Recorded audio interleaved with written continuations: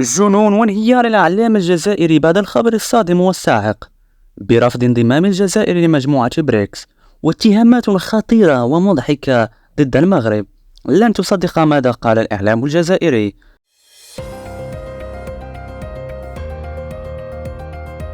ولكن إذا كنت تتفق بأنه لو ترشح المغرب لكان أول دولة تقبل في المنظمة، فلا تنسى عزيزي المشاهد الإعجاب بهذا الفيديو والاشتراك في القناة دعما لنا.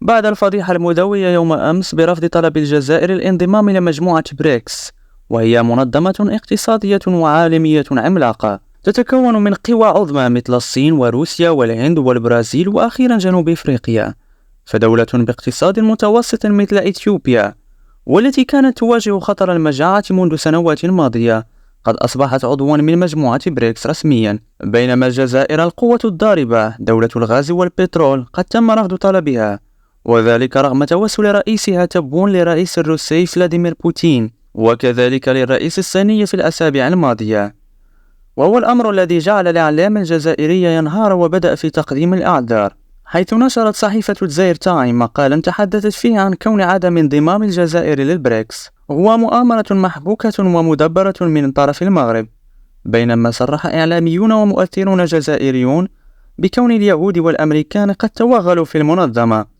وهو ما أدى إلى رفضها كي لا تتوسع وتزيد نفوذ القوة الضاربة الجزائر. شارك معنا عزيزي المشاهد رأيك في التعليقات. ما هو سبب رفض طلب الجزائر الانضمام لمجموعة بريكس؟